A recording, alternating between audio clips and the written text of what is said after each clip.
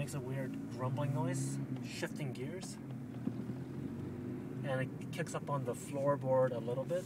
I'm gonna go around to it one more time.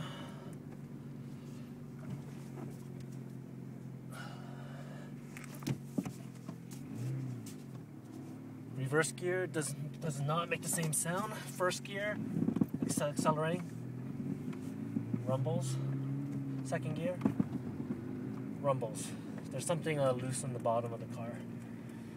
Okay, that's good.